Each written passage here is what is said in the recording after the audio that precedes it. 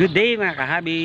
Sana namang napagandang araw po sa ating lahat. By the way, this is Weng from RGO Mini Coop at iba pa. And for today's vlog mga kahabi, isa-update ko naman po kayo sa ating cute na Mini Coop. Kaya ang topic natin ngayon is yung pagtitrim ng kuko ng ating mga alaga. May mga manok naman kasi na ang bilis humaba yung mga kuko, lalo pat yung ating manok ay hindi natin free range, humahaba talaga yun ang kuko nila.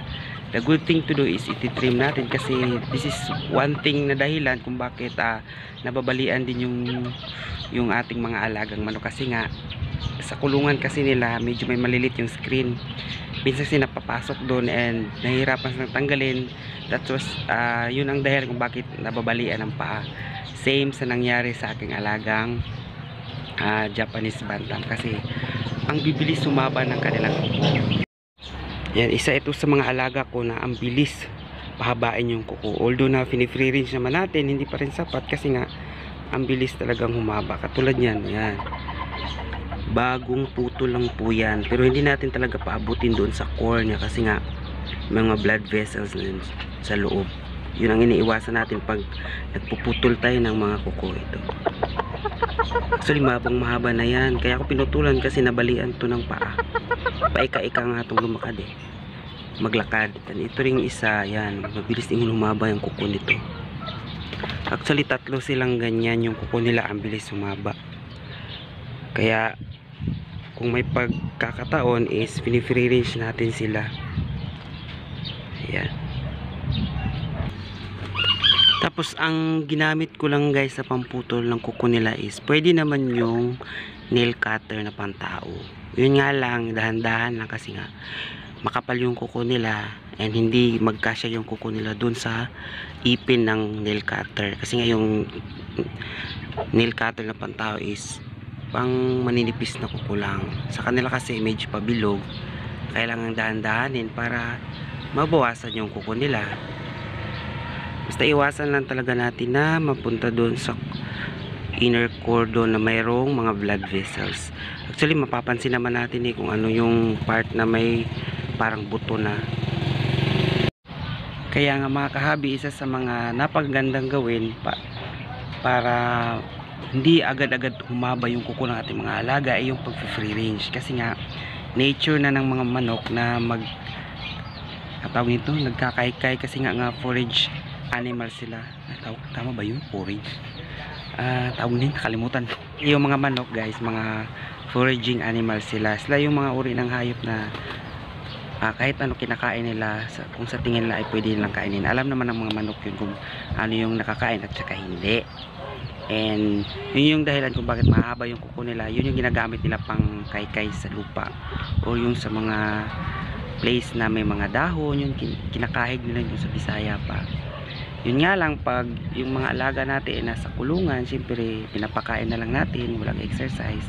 Yun ang dahilan kung bakit mahaba yung kanilang kuko kagaya ng mga tao. Kaya best thing to do is i-free range natin sila paminsan-minsan pag may time, para maiwasan ang paghaba ng kanilang mga kuko guys. Siya nga pala mga kahabi, maliban sa kanilang mga kuko na kailangan natin i-trim, isa pa sa kailangan nating i-trim din yung kanilang mga tahid. Isa rin kasi ito sa nagiging dahilan kung bakit hindi tayo nagkakaroon ng successful breeding. Isa sa mga dahilan kung bakit hindi nagiging fertile yung itlog kasi nga hindi agad na yung kanilang sperm sa inahin. Kasi nga tawag nito, yung tahid kasi ay nagiging hadlang para makapwesto ng maayos yung ating tandang para ma-shoot yung sperm doon sa inahin. And of course, nasasaktan din yung inahin pag yung tahid ng ating mga alagang mga kak is sobrang haba na.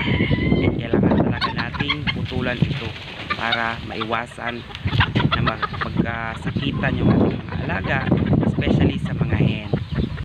Isa sa mga halimbawa ng mga kailangan na tagalang putulan ng mga tahid ng manok is kagaya nito, yan.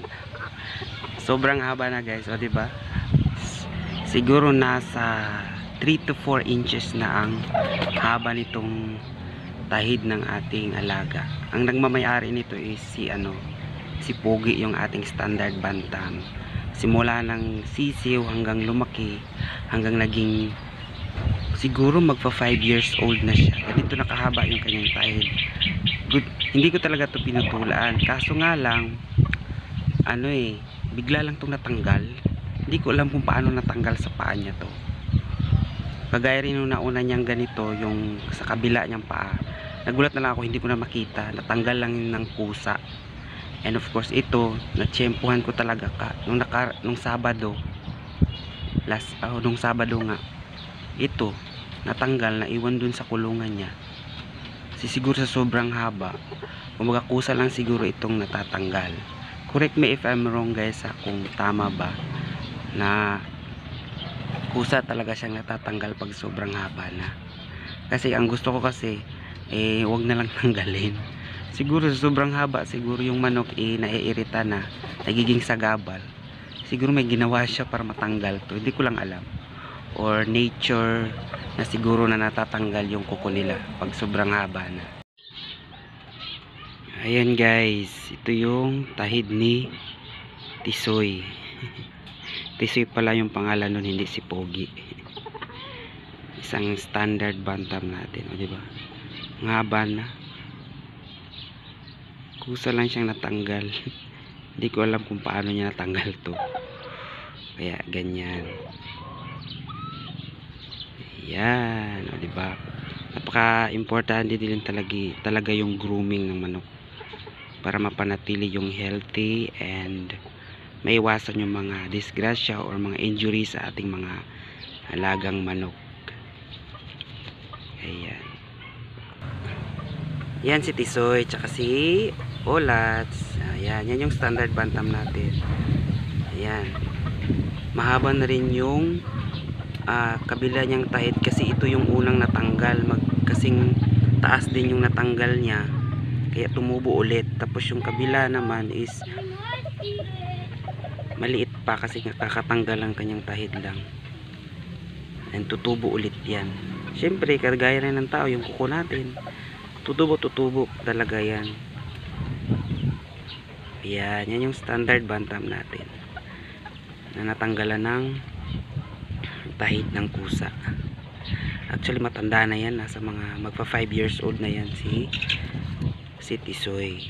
Yan si Olats naman, anak niya na binread natin, na nagkaroon din sila ng isa ding anak. Doon god ni Kinyoron mama pag-asa